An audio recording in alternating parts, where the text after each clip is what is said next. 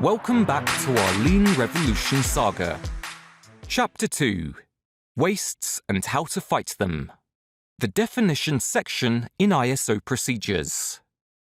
This video continues our pursuit of the removal of duplicate and unnecessary information from ISO management system documents.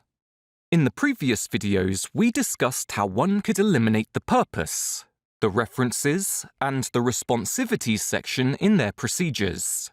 Today, we talk about the burdens of the definition section in procedures.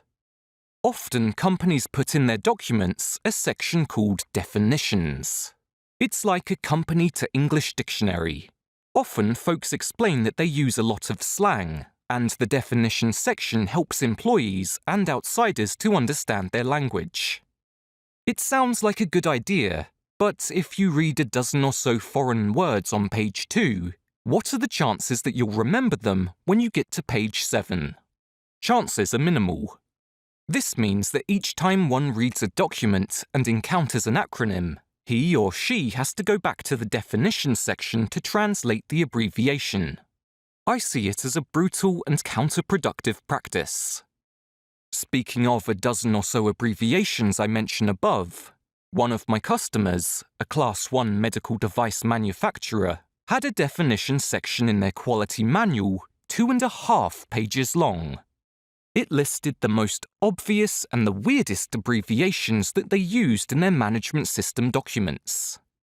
Like with procedure numbers, someone chose to create his or her language without thinking how impractical their solution was. In one of my document reviews, I came across a procedure with the definition section in it.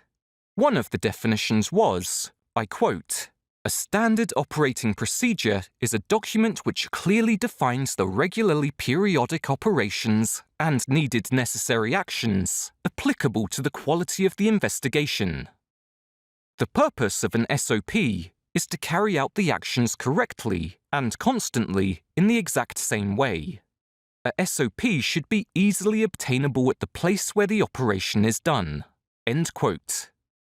First, for this example, everybody knows what an SOP stands for. It is an archaic but industry-standard term.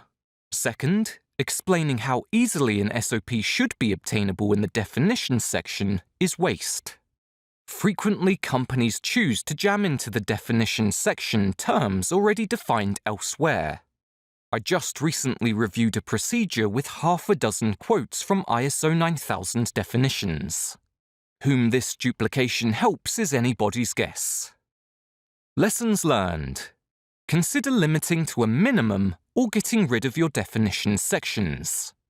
Avoid abbreviations and jargon in your procedures. Instead, use everyday language.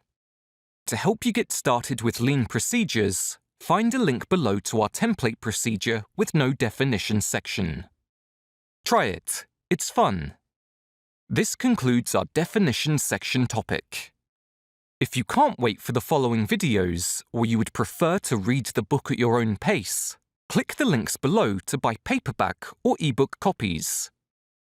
Thank you for listening. And until next time.